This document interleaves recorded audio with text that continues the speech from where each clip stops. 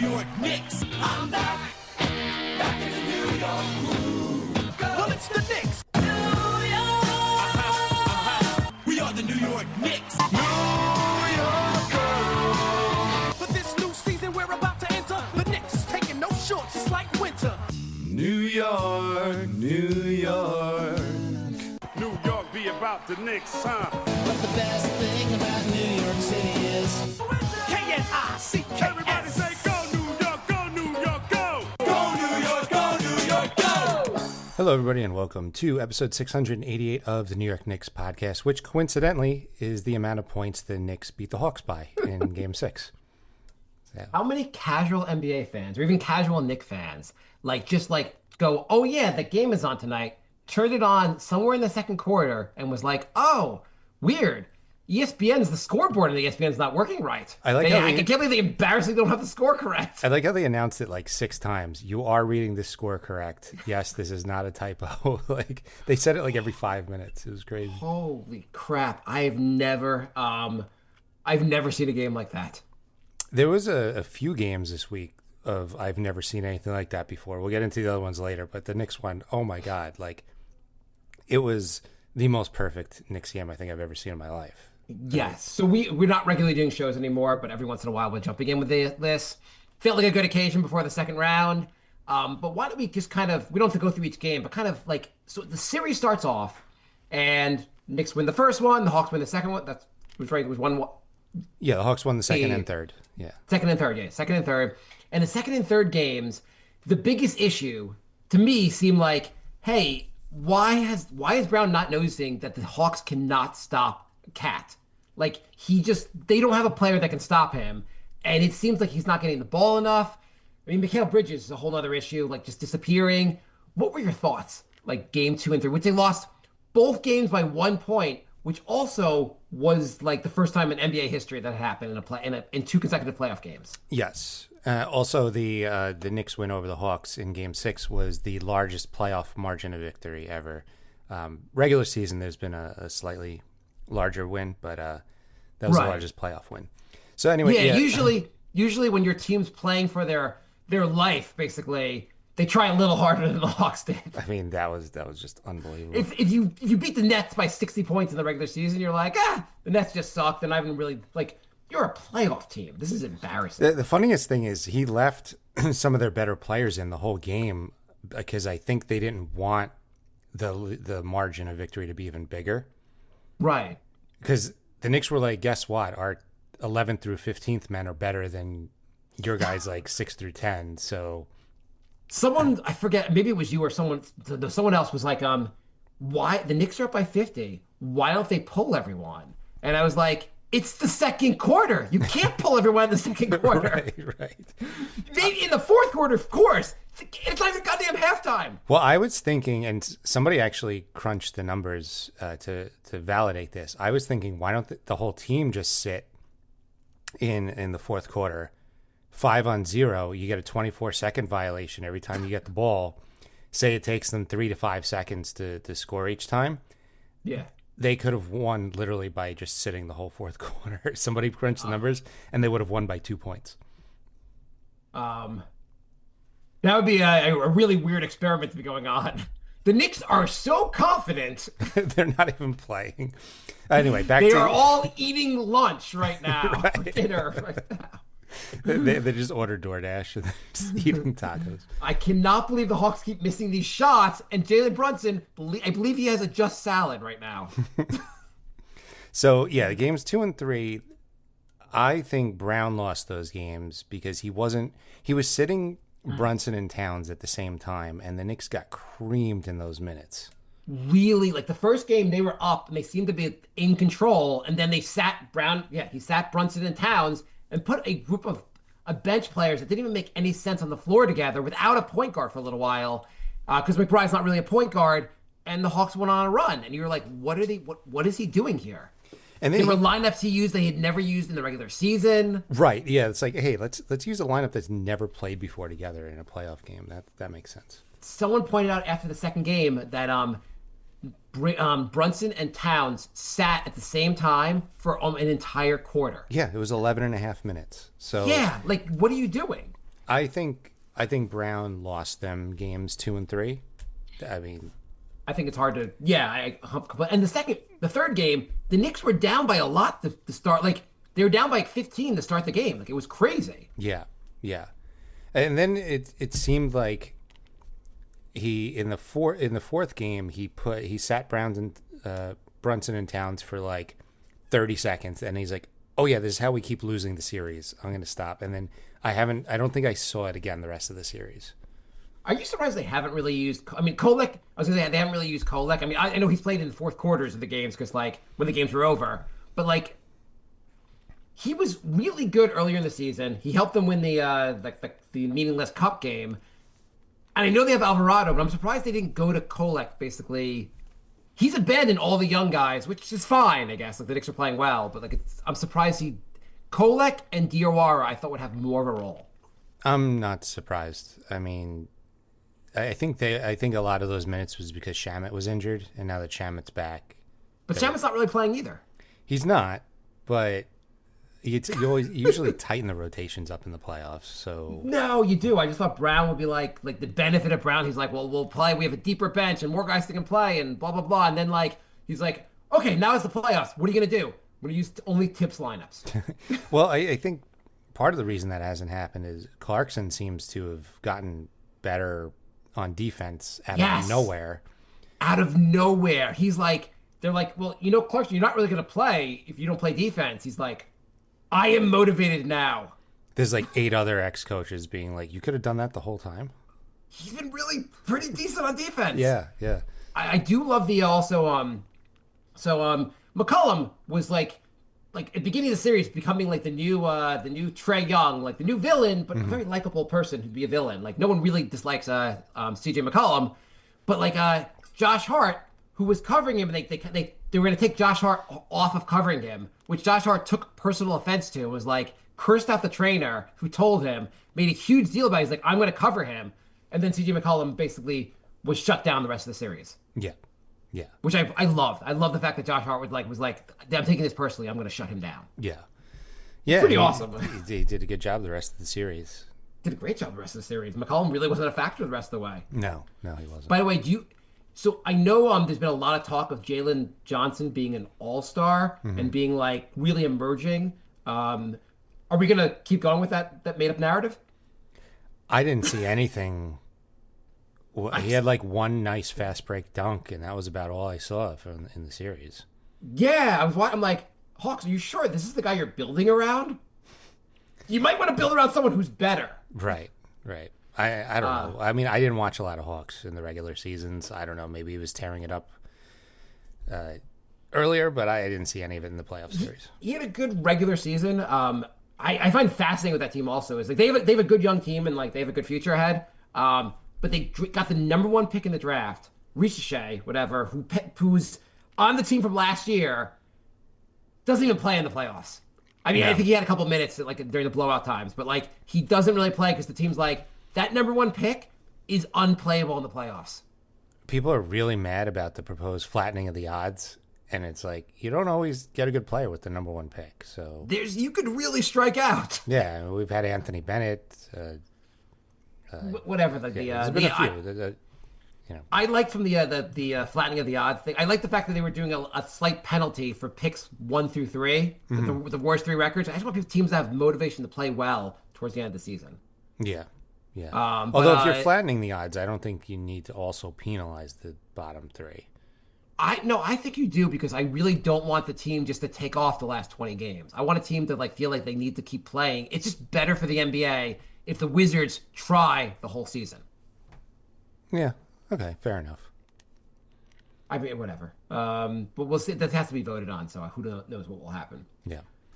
And the Wizards, they've already stated that no matter what, they're still going to win 12 games. Right. we Whatever you guys are going to do, we're still going to be awful. We're going to defy you. We're going to defy you. But wow. And so basically, everyone was kind of pissed at Brown, or everyone being me and on my entire Twitter feed and anyone I talked to. But then Brown was like, okay, I get it. Had the ball basically go through Towns the rest of the way. And wow, that series changed. Yeah. I mean, Towns is twice the size of anybody on the Hawks. It made total sense to take advantage of that mismatch. Okongwu, who like was a top 10 pick, maybe like number 5 or 6 in the draft, who you could see like why he was drafted really high. He's not that good. He also looks more like a power forward, not a center. Right. The Hawks have a lot of. Jalen Johnson was a great pick. Okongwu, Ricochet, total bust. They have a good young team, but they've missed on some big picks. They have, but they made some nice moves. I mean, they got Kuminga basically for free. Right, but Kuminga's probably gone after the season, and so is probably CJ McCollum. Yeah, well, it's... Okay, I mean, we're not a Hawks pod, so who cares? Yep, sucks for you guys. Sucks for you guys. Oh my god! And the one thing in the series, like, Towns looked awesome. OG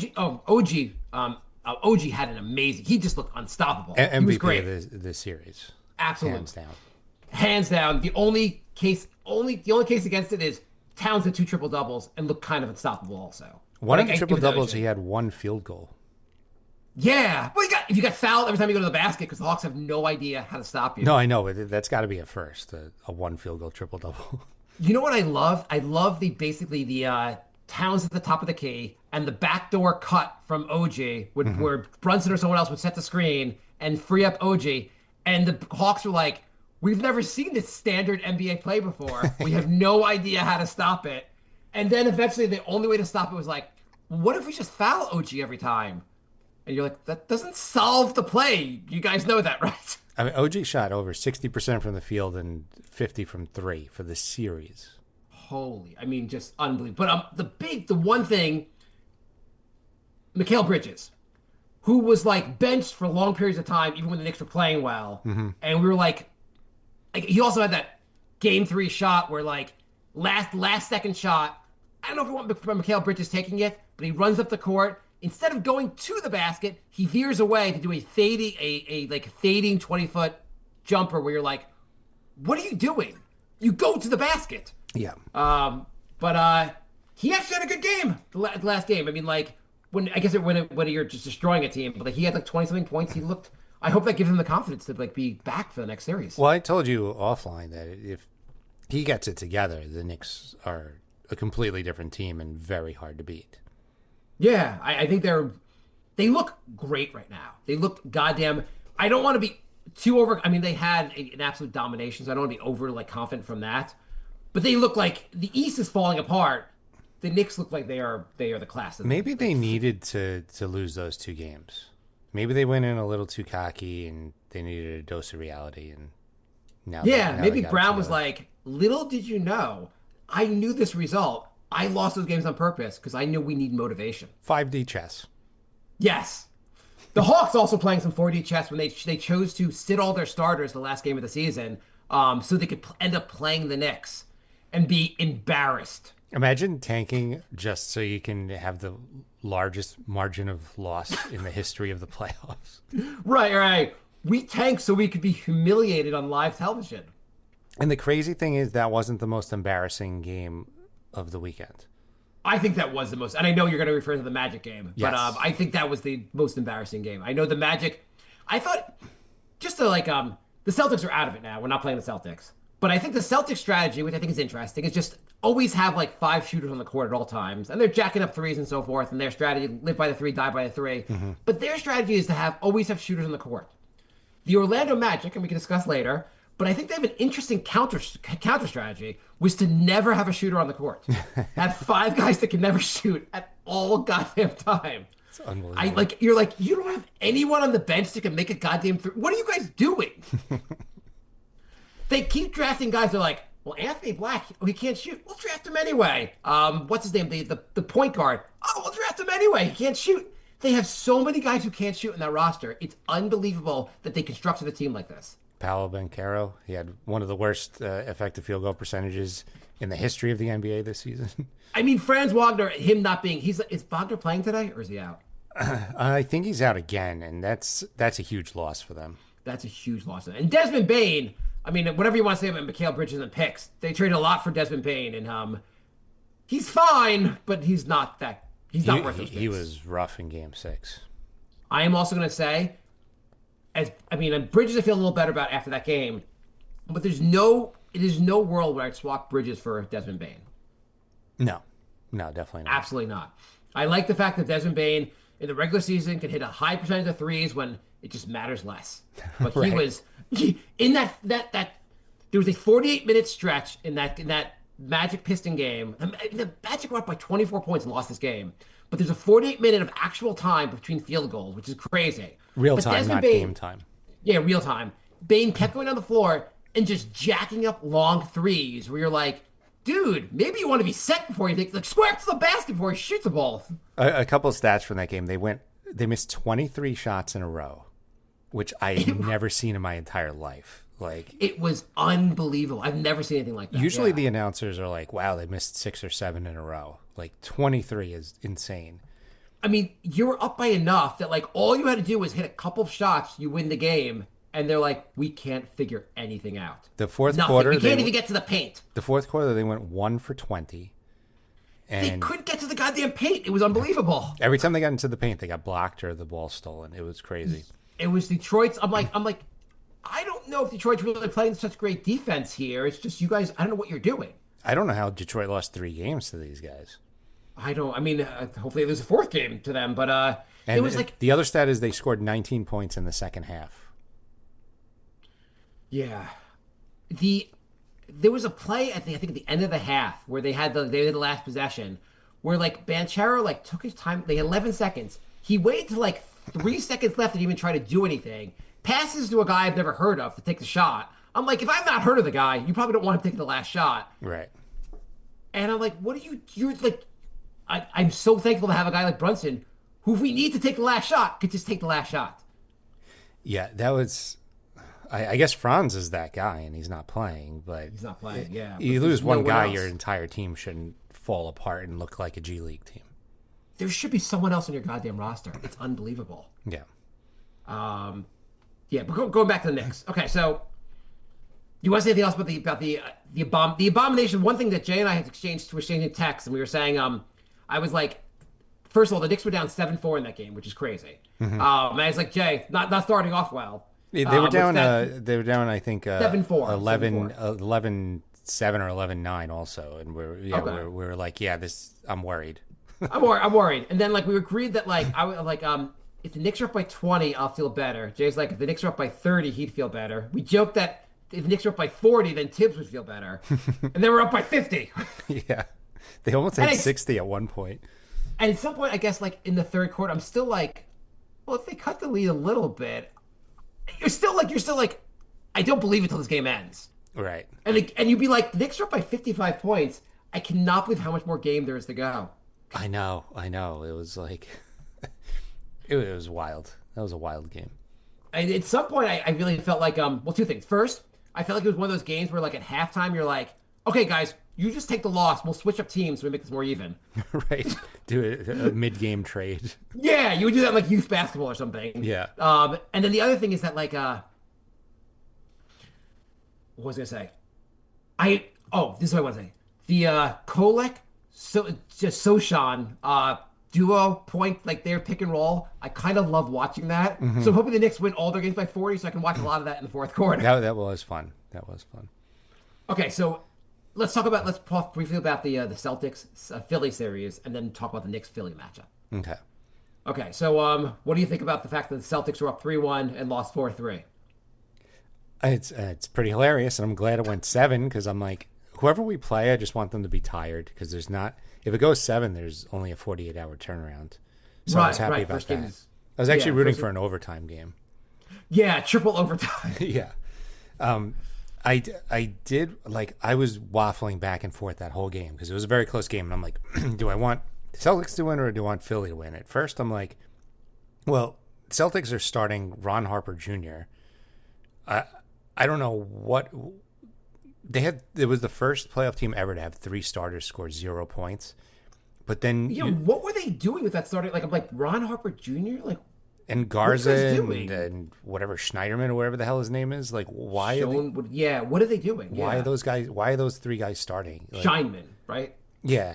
Like, why are those guys starting? Why don't you have like It's an elimination game. Start Pritchard. Like, go with your 5 best guys. I don't get It's it. an elimination game and you're doing this. That's what's so crazy. Ron Harper Jr. in an elimination game, so they kind of deserve to lose because of that. But they also took 53s and only hit 13. When your entire offense is threes, you're going to have games like that. It just happened to happen in an elimination game. I mean, they've looked really good this season. They were supposed to be. This was the season they were punting on. They did not think they had a chance, and then they just exceeded all expectations. And then they were like, "We're getting back Tatum. Like maybe we'll be awesome." Tatum has another injury. You're not gonna. It's just stupid to risk him for like Game 7. You don't want him to be out for a whole other year, Right? So it made sense to sit him. But then, like, at some point, you're like, okay, all the stuff we were doing in the regular season doesn't really matter because we're just not ready for the playoffs. Yeah, but I mean, it was just seemed like a very bad game plan as well. Just to start those guys. Like, Yeah. well, I don't know. You start 3 guys who can't score. You're like, I picked the wrong 3 guys. Now on the Philly side, I'm like Edgecombe and Maxey are very tough guards to have on the court. On the other hand, Embiid is healthy, and when Embiid plays, they run everything through him, and they kind of neuter Maxey and Edgecombe. A little bit. I was watching with a group of Knicks fans, and we all decided we were gonna we went back and forth. We all decided we were Boston fans. We were rooting for Boston at the end of the game because we're like that seemed like the better matchup for the Knicks. I feel more. Yeah, I think it was a better matchup for the Knicks. I'm also just worried about Embiid purposely injuring somebody. It looked like he tried to injure Brown at the end of the game. And Embiid doing a bitch move? No way. Right. Like really? Does he have a history of that? So I'm just worried about like a guy getting an injury because Embiid does something stupid. So that's why I wanted Boston to win. There was a tweet that came up that like in 2019, Embiid was calling out Kat for being weak ass, basically. And then Kat posted some tweet basically calling Embiid a bitch basically today. Yeah. Which is awesome. Yeah. Oh, by the way, before we shouldn't gloss over this. Do you think you'll ever see another 50-point game where the team is up by 50 and the players go into a fight? I know. That was, I could not believe it. I'm like, they're up by 50, these good dudes are fighting? The game's over. What are you guys doing? I want to know what Daniel said to Mitch because he looked like he was like in control and then he just went berserk and something was said. Well, Daniel's I don't know if he meant to just hit him with full force in the ribs, but he just whacked him in the ribs. Yeah, but Mitch seemed like he grabbed Daniels but he was in control and then something happened and he went berserk. So Daniels hits Mitch. Then Mitch turns and Daniels is right in his face. Mm-hmm. And they kind of Mitch just kind of is under control though. Yeah. But you're right. Then the people get in and then he says something and then Mitch kind of gets out of control. Yeah, and I'd love to know what he said. And Mitch posted something on Facebook I expected something to happen. I'm not right mentally right now. I'm like, well, that's not great either. So he posted so they both got ejected. Then they both got fined. He got the larger fine, twice the fine, $50,000, because he posted maybe the funniest thing I've ever seen an NBA player post. Yeah. A video basically where he was just mocking, basically calling Daniels a bitch, basically. It was with a cartoon character. He posted another one today. And they interviewed him and they asked him what happened. He said, "Oh, the NBA talked to me about my social media post after Game 6." And the interviewer was like, "Well, what did he say?" And he goes, "I don't know. I wasn't listening." So he just doesn't care. I mean, I don't know what's up with him, but also his teammates must have been like, "Dude, we're up by 50. Just stop it, please. We're winning the game. We're going to the next round." Plus 25 in 9 minutes. Oh my god. Yeah. So we agree Celtics might have been the better matchup only because they don't have Tatum and they look like Derek White was terrible. All the players that are good in that team look bad. I'm sure the Celtics will figure things out for next season. If I was them, I'd probably still try to build around Tatum and Brown. Yeah. Okay, definitely. Philly. How do you like the matchup for the Knicks? I mean, the Knicks are going to win the series, obviously. Yeah, I mean, I just, like I said, I'm worried about Embiid doing something dirty. Maxey and Edgecombe are tough covers. Oubre looks like he should be retired. He's been terrible all series. He was really good 2 years ago when the Knicks faced Philly. Yeah. Oubre was one of the better players. I actually was hoping the Knicks would get Oubre after that series. Yeah. And their bench is pretty terrible. They got Grimes and Grimes is pretty good. Drummond's not good. And that's they don't have much else. And it's a huge fall off after that. So like, Right. Paul George looked pretty good also. I mean, basically their guys have to play their main guys have to play close to 40 minutes besides Embiid, who can't. yeah, well, that's the other thing. Like, Embiid, when they play, they run everything through him. If he gets injured or fouls out or whatever, now you've unleashed Maxey and Edgecombe. So I don't know. They might arguably even be tougher without Embiid. I mean, look at these minutes actually. Like these are Tibbs-like minutes. Like even for the playoffs, these are a little rough. It was George 42 minutes, Embiid 39, Maxey 45, and Edge 44. It's going to be tough to win games when you're running down you're wearing down your starters. I mean, the Knicks are going to. I think Knicks should play a lot of minutes also, but like those numbers are like it's hard to perform well with those minutes. Well, I'm glad all the Knicks starters played about 27 minutes while Philly gets one less day rest and played 45. So I'm happy about that. Okay, so I'm going to say Knicks win in 6. You say I want to talk about the actual matchups in a second, but you say Knicks in 6, or what do you say? Yeah, that sounds about right. Okay. I think the number one question is who is covering Maxey. Maxey may be the fastest player the fastest, least good player in the NBA. The dude is super hard to cover. He makes tons of shots. In the series we played against him 2 years ago, Maxey was brutal. Like he was the guy. Like I don't think he's not a hateable player, but you kind of hated him because like he was just so tough. He was the toughest guy in the series 2 years ago when we played them. Yeah.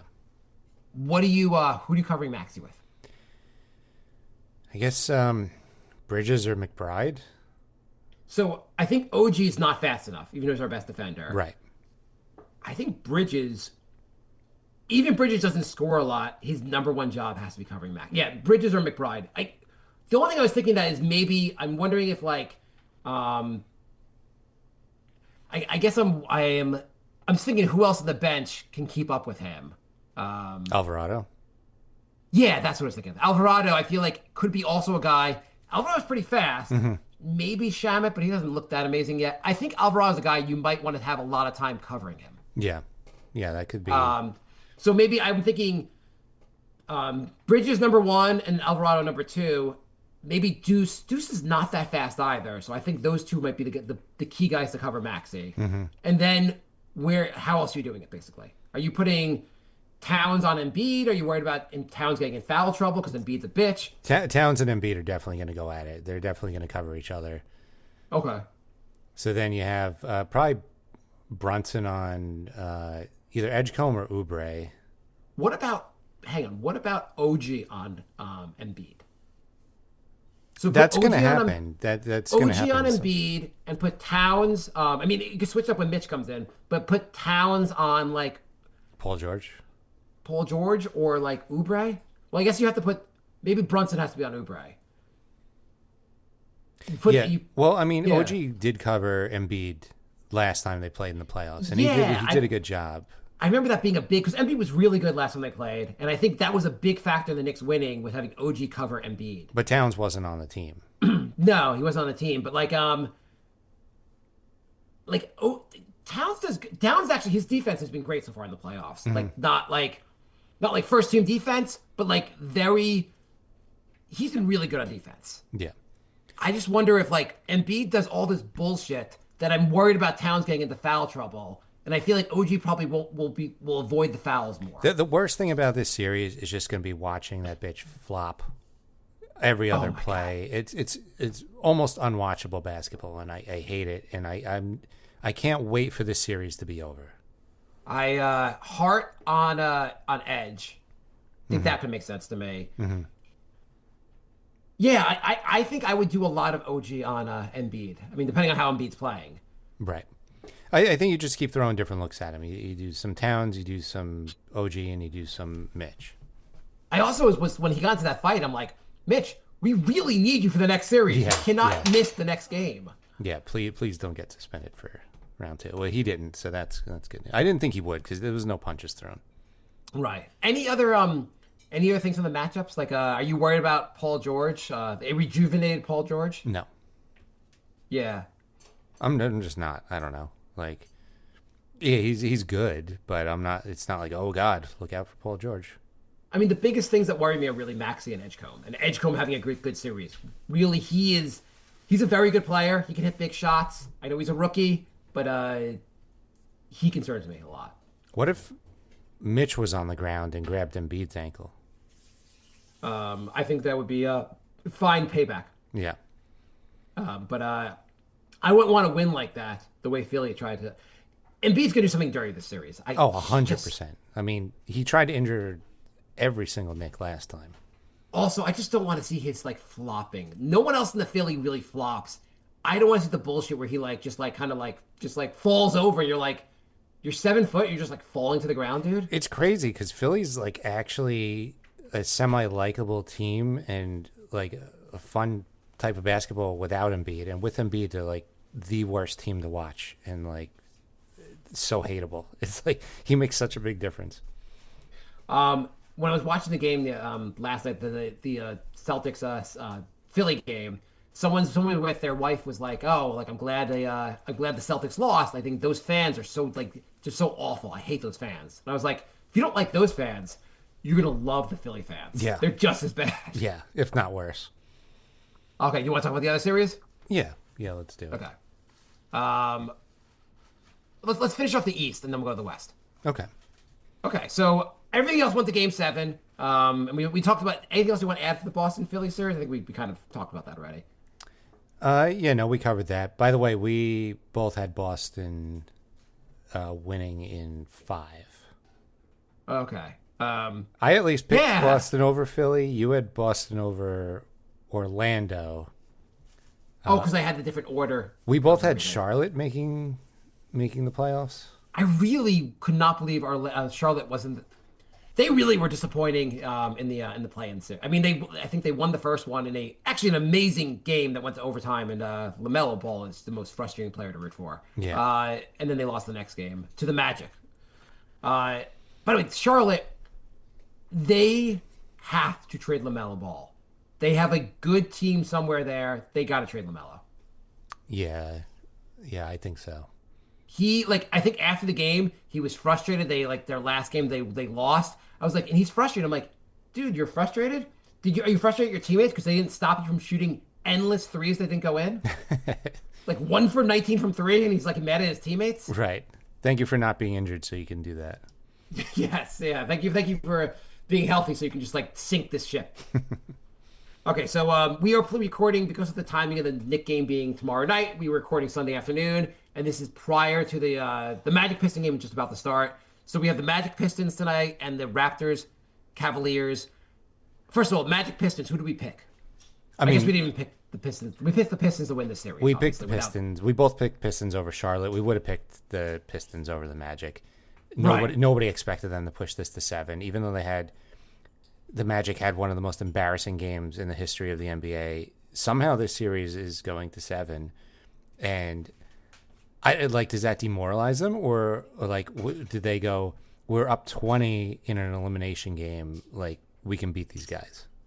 I can't believe how unimpressive the Pistons, after having such an impressive regular season, they look so unimpressive in the playoffs. I know. I don't know what they're They don't have a lot of shooting. I don't understand. They have Cade and they have no one else that can make a basket. Even that 35-point turnaround they had in Game 6, it wasn't that impressive. They just scored a normal amount of points. It was just the Magic missed every shot. It's not like they looked great. I forget the name. Who was the dude? Malik Beasley. He's the one that got potential gambling charges and he was off the team from last year. Yeah. And I was thinking, the one thing the Pistons lost last year was Malik Beasley, who made a lot of big shots against the Knicks last year. How are they going to replace him? In the regular season, they were fine, but Duncan Robinson doesn't seem like he can make a shot in the playoffs. Yeah. Anyway, who do you think's going to win today? Magic or the Pistons? I think the Magic blew their shot. I think the Pistons are going to win, but I really hope the Magic win. Yeah. I mean, it's crazy also down 3 up. They're up 3-1. They get it'd be crazy how many. So let's say the Philly was down 3-1. They won the series. Mm-hmm. This would be a chance to also have the second. Was anyone else down 3-1? Were the Raptors down 3-1? They were down 3-1 also, right? Yeah, they were. So, you could have 3 series go from 3-1 to the other team winning. Which happens 8% of the time or something. It's insane. Yeah. So the Magic, I agree with you that I feel like they might have run out of Magic, to use a bad pawn. I don't know. Detroit, it'll be an interesting game, but I feel like Detroit might just win this game handily. Yeah, I wouldn't be. It could go either way. I think either Magic win in a close game or Detroit wins by like 20. Yeah. I mean, the Magic, like, it's got to be so demoralizing. You're up by 24 points and you blow the game, and, like, you're going to game 7. I mean, 23 shots in a row. That's. Maybe Mosley is, like, a really great coach who can get his team motivated. Detroit doesn't look that good. They're very beatable. Yeah, they are. And how amazing would it be to see the Magic versus the Raptors on the other side? That would be perfect. That would be unbelievable. So I'm picking the Raptors over the Cavaliers? Cavs. Yeah, I think because you've seen the Cavaliers play playoff basketball before? Classic James Harden elimination game. Holy shit, RJ Barrett. He did the Halliburton shot that we had against us. That ball, it might as well have hit the ceiling. Yeah. It bounced so high. And that was awesome to actually be happy that happened as opposed to the Embiid shot. I mean, the Halliburton shot. Right. So we either have Detroit, it's Detroit against the Cavs or Raptors or Magic against the Cavs or Raptors. So okay. I'm gonna say the Raptors beat the Cavs and the Raptors beat the Pistons. I'm gonna say the Raptors in 7 over the Magic. I'm gonna take. I said the Pistons, but I'm gonna take the Raptors just because it would be awesome if this happened. So I'm gonna say the Raptors in 7 over the Magic. That's good. That's good. I think the Knicks are gonna play the Raptors in the conference finals. I think if the Magic win, the Raptors beat them in like 5. The Raptors have a lot of scoring. I think that's gonna outweigh what the Magic can't score. So okay. So if the Raptors play the Pistons, who wins that? I think the Pistons. I feel like if the Pistons win, they all of a sudden look like the 60-win team again. Like this scares them into like looking like a normal team again. I say they go 7 against the Raptors, and beat the Raptors in 7. Like I still think they're going to be. Yeah, I still think the Raptors are that good. I can't believe they're in this. I can't believe they on the verge of beating the Cavaliers. I know. I was watching Game 6 of Cavs and Raptors, and I'm like, I'm not worried about either of these teams in the slightest. There's nothing to worry about. Yeah. But also a couple of years ago we said this. We were like, oh, we get to play the Heat in the second round. Like, there's nothing to worry about. The Heat, everyone's injured on the Heat. Yeah. So I don't want to be overconfident. I will say I do think Knicks Philly is the real Eastern Conference Finals. I also want to add that the Knicks are not going to have a better shot of going to the finals anytime soon. This is an amazing opportunity to go to the finals. Philly is very beatable. Yeah. Yeah. So I just lost your audio. All right, we're back. It wouldn't be a classic Knicks podcast episode without that. Okay, moving over to the West, the less interesting part of the discussion. Yeah. So we both had the Clippers facing the Thunder, but I picked Thunder in 4 and you picked Thunder in 5. Nothing exciting there. Nothing exciting there. Just some highlights of Shea flopping, but other than that, it's not an interesting series. And we both had the Spurs playing the Suns. We both picked this. I picked Spurs sweep. You picked the Spurs in 5. Again, pretty boring series, even though they didn't play the Suns. The only thing interesting in the Trailblazer series was that when Wembanyama got a concussion, where he basically looked like he went to sleep. It was crazy. Yeah, I'm glad he came back, and of course, Portland won 1 game, which was a surprise to me. And yeah, the other 2 series were much more interesting. Yeah, but they're not going to matter in the long. So Lakers beat Houston. Kevin Durant has to be the worst guy to get on your team if you want to go. If you want to do anything in the playoffs. So unbelievable. We both had the Rockets handily beating the Lakers because the Lakers had no one. I thought with Luka and Reeves out that they would have nothing. I don't know how they handily beat the Rockets. I mean, Durant was out most of the series, but I mean, they have other players on the team. It is unbelievable. The Lakers, like, I didn't really think they have solid depth, I guess. I don't know. I don't know. But Thunder over Lakers handily, right? Like 5. Oh yeah. Thunder. Unless the only factor will be the NBA being like, we kind of like LeBron to win this, so stop giving Shea calls. Let's see how that goes. Yeah, the refs are like, we usually rig games for the Thunder, but we also rig games for LeBron. I don't know what to do here. We got this SOS from ESPN, so we've got to like fix the series the other way. But yeah, I'd say Thunder in 5. Like Lakers pull off 1 game. Yeah, that's the way I figured too. I picked Wolves over Nuggets in 7, and you picked Nuggets over Wolves in 7.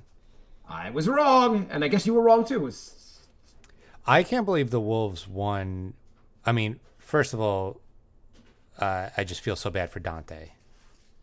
That was So Dante tore his ACL, or is it ACL Achilles? It was Achilles. Achilles. Yeah. Yeah. I feel so bad. Like, he was having a good season. I really thought the Wolves could have made some serious noise, but now then Edwards hyperextended his knee. Is he going to be back at all for the next series? It's quite. He's like questionable. He's probably not going to be back. And then AO got injured, and Watson's been out the whole series. Like, it's just even finding guys like AO, like you didn't expect him to play that much, and like he had like 2 huge games, and then he gets injured. Yeah. Then they pull off some other guy off the street to like play and like off the bench who's got 24 points against Denver. I really feel like this could have been their year to make the finals, or at least 3 years in a row at the conference finals, and they would have had a legitimate shot against the Spurs. The Spurs, absolutely legitimate shot, but now I think they lose in like 5. I just think they're too empty. Yeah, I don't think they have a shot against the Spurs. Yeah, so the West is going to be a bust. Well, I think the West will be a bust until we get to the conference finals. The conference finals will be awesome. Spurs Thunder will be great. Yeah. Yeah, I think that will be a really, really good series. Yeah. Yeah, the Nugget. If so, okay, Jokic. What do you? Denver's got to make some moves, right? Oh, 100%, 100%. I mean, I don't know what you do, but like their roster, they gave a lot of money to Christian Braun that did not work out. He's getting like $25 million a year starting next year. They're paying Cam like $20 million a year. You're paying a lot of money for guys who are just not that productive. I mean, Murray had the worst playoff series of his career, and that includes the series he missed when he blew his knee out. So he's getting $50 million. Yeah. And Gordon's great, but he's been very injury prone. Like they need to make some moves. Yeah, it'll be an interesting offseason because Jokic is what, 29, 30, 31, something like that. Like he's got a lot of good years. He's got a few really good years left. Yeah, and they lost to like a half a Wolves team. If it was a healthy Wolves team, you could be like, okay, a bad matchup. They're a really good team. Losing to the Wolves team without all those guys, it's like, something's got to shake up. Yeah, you got to figure something out. Also, is Kevin Durant, I forgot to ask this. Do you think Kevin Durant asked for a trade? I think he might. I think he's got 1 full year and then a player option after. He's definitely going to exercise that player option because I just don't think anyone's going to want to pay him. At 39, who the hell knows? $46 million at 39 years old. Who's going to give him a 4-year contract? Like at his age. And also, like, it'll be so ridiculous if he asks for, like, it sounds like he's not gelling with Houston, and it's going to be so ridiculous if he asks that because you're like, dude, you weren't even there for the playoffs. How are you mad at us? Right, exactly. And the one game you played, we lost. Yeah, you were the plan. Yeah, you were the plan. We're not playing well because you suck. Yeah. Or you suck at being healthy. I don't know. Although having no point guard on the team was an interesting choice. Well, it wasn't. What's his name went down at the beginning of the year. They could have found someone else, which I don't know why they didn't even try. They're like, the AO was available. They had there was plenty of movement. They're like, no, Reed Shepard's not a point guard. We'll just play him at point guard. We'll be fine. It's also like you can't really punt on the season. You have Durant, who's not going to get healthier or better at age 38. Yeah. Well, they didn't punt. They were the 5th seed. No, you're right. They didn't punt, but you would think you would go a little more all in to get a point guard or something. Yeah, I would definitely. I mean, Alvarado would have been huge for them. Yeah, that would have been a huge get. I'm glad they weren't. Yeah, it sucks trying. Okay, so San Antonio versus the T-Wolves. We both agree. I think Spurs in 6. I think Spurs might even win in 5 just because the Wolves are so shorthanded. But they still got Gobert. They got what's his name? McDaniel's been playing awesome. McDaniel's has been awesome. I mean, Conley's turning back the clock a little bit. I mean, they still have players. Naz Reid is good. It's just I think Naz Reid is good. I think AO is actually will be back. I believe. I don't know if Edwards will be back, but I think they got enough to win a couple games. Oh, and Bones went down at some point too. Yeah, but that's kind of helpful. I mean, he gave them some good minutes. I mean, when your top 3 point guards in your rotation go down, it's usually not a good sign. True. Okay, so just we can do another episode. But I'm just curious, what's your take on OKC versus Spurs? Spurs spanked them in the regular season, and I hope that continues. Yeah, but that doesn't always matter that much. It doesn't, but I do think they're just a bad matchup for OKC. So I would go Spurs in 6. I would love to see Spurs in 7. Yeah, that would be awesome. Then they'll be kind of tired for the Knicks to beat the crap out of them. Right. Get our revenge for 99. Yeah. I think the Knicks also are the better team. I think the Knicks could beat the Spurs. OKC, I think, is the worst matchup. Yeah. Yep. Awesome. Okay. We got some playoffs to watch. So, yeah. Thanks for listening, everybody. We are going to have another episode this week, but it won't be us. We're doing something different. There will be Daniel's Perry. We're doing something different. We're putting out episodes. That's something different. Yeah, that is something different. But Daniel, Perry, and Miles are going to be doing the next episode. We have fans who wrote to us. They said they're starting a Knicks podcast. And they wanted to release it. They wanted to try it out in our feed. And we said, here's your audition. Go for it. So nyknickspodcast@gmail.com. You could let us know what you think of them and give us your predictions for the playoffs and all that good stuff. Yeah. Anything else, Jay? I think that about covers it. I'm going to go not watch the game because I canceled cable and this game's on ABC. So just to recap, to watch every game, you need ABC, NBC, NBA TV, I think you could Peacock, I think you could log into the ABC app, just to let you know. Peacock, Prime. Just get cable. I mean, you should just get cable, but if you could probably log into ABC app and probably watch it. You can get cable, then you can't watch the Prime games. Like, you need what if you just pay for every service like I'm doing that right now? Just everything. Just buy everything. Spend $700 to watch every game. Exactly. Buy everything. Whatever. The NBA needs more money. It's a great strategy having you have to, like, have a conspiracy theory map on your wall to figure out where and when to watch every game. Also, kudos to, there's only 2 games on Monday. Let's have them overlap. That's great scheduling, too. My favorite thing of all is that the one channel I don't have is Peacock. I'm not paying for that, but I have NBC. I have cable. And so they've been putting games on NBC Sports Channel, which is not carried by my cable company. Of course not. Of course. What the heck? Oh. But also, why have the Knicks game at 8 and the Timberwolves game at 9:30 tomorrow when you could have the Knicks game at 7 and not overlap the games? Why do you not? Why? Dumb. Anyway, go Knicks. Okay. And we'll be back. We'll probably do a conference finals preview. Might be doing that. Okay. All right. Goodbye, everybody. Bye,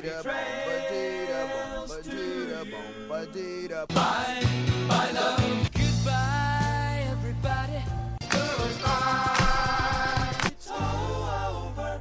Goodbye. It's time to go. This is the end. Say goodbye. I'm going